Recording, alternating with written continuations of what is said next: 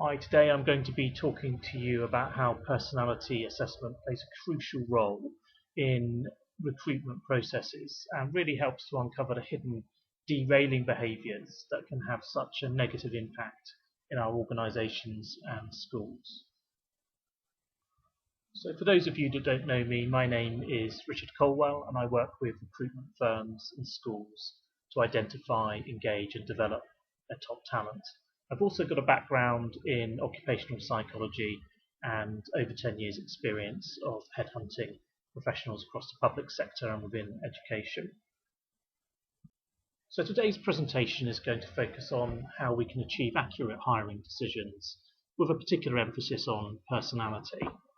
We all know that poor hiring decisions are incredibly costly in terms of time, money and team morale. Candidates, of course, only want to put across their very best side. They want to put everything across in the best possible light. Naturally, they've got a lot at stake, and even the most honest person is going to, leave out some of the warts and all stuff.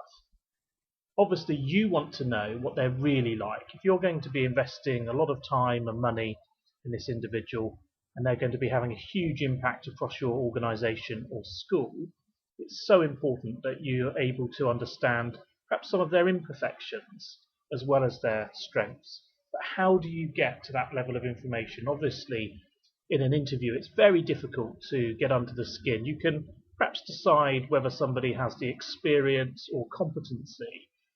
Picking out some of the personality issues can be much more difficult. So in order for us to find the right fit for your organisation or school, it's really important that we look at the personality and values of the individual in some depth. And of course you can't do that without using psychometric assessments. Nobody's perfect, and within each individual there are going to be areas of the personality that are best suited to a particular environment and other areas that aren't. And of course we all have insecurities, defence mechanisms and idiosyncrasies. And when we're under pressure or perceived threats, we implement those mechanisms, and they were probably learnt back in our childhoods. During our formative years, it's fair to say, I think, that probably everybody at some point was either criticised, felt insecure about something, or felt under threat from something. No matter how good your childhood is, there are going to be times when you don't feel so good about things. And of course, that's all part of normal life. It's all part of our personal growth. During our childhood, though, we do develop coping mechanisms. And those coping mechanisms are often very successful. They help us get through our adolescence and our early adulthood, but quite a lot of them stick with us and they become less effective as we get older, as we go up the ladder in terms of our careers.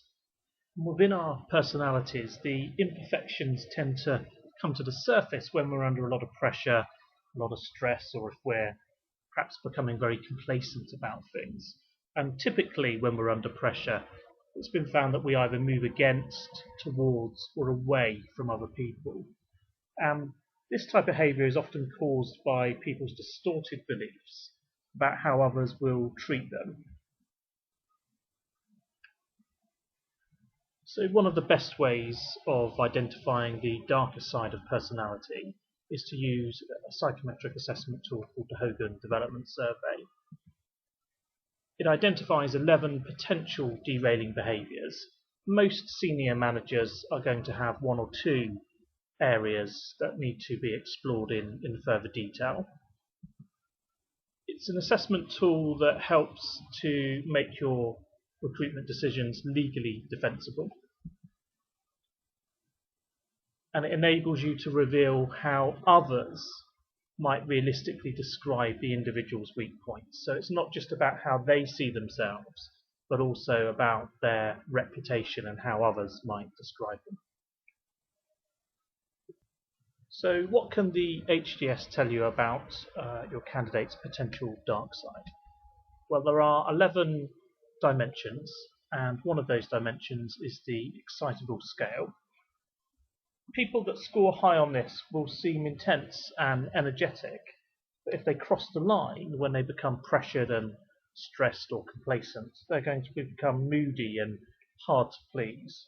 Such people are quite often volatile and can become very disappointed with things. Another of the dimensions is the skeptical scale.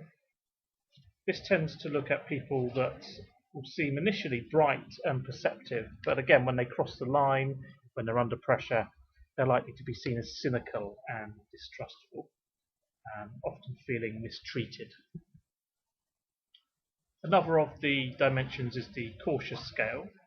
People will initially be seen as conservative, perhaps a little bit unassertive, and as they step the line, as they become under threat or pressured, they'll seem reluctant to take risks. Next scale on the HDS is the reserved scale. Such people can often be seen as tough and independent, but again, when they cross over the line, other people will describe them as being aloof and detached. Next scale on the HDS is the leisurely scale, and that tends to describe people that are initially be seen as cooperative and cheerful, but when they become threatened or stressed, they're going to be seen as stubborn and resentful. These are people that are going to be aggressive in a kind of passive aggressive way. People that score high on the bold scale tend to be confident and assertive, but when they step over the line, they're seen as being self-promoting and competitive and ultimately arrogant. People that score high on the mischievous scale are often regarded as being charming and interesting individuals, but under intense pressure, or perhaps if they become bored or complacent, they're often regarded by others as being manipulative and exploitative. These are people that can end up taking risks without considering the consequences, and may believe that rules are boring and unnecessary. The next scale is the colourful scale, and individuals who score high on this dimension often seen as fun and socially skilled people. But when they're perhaps not stimulated in the right way, they're often attention seeking and can get quickly bored. People who score high on the imaginative scale are often innovative but unpredictable, and when they cross over the line, they're often regarded as being odd and self-absorbed.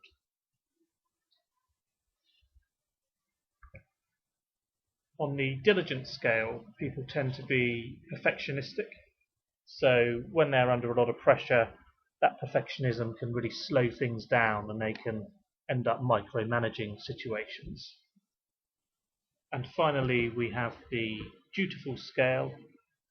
High scorers are often seen as conforming and unassuming, but when they cross the line, they can be overly ingratiating and deferential.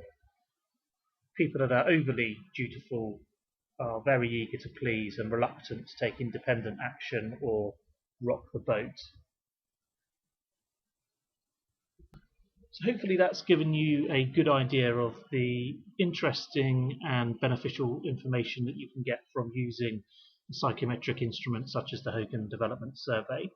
I think it's important to say that I don't just use the Hogan Development Survey.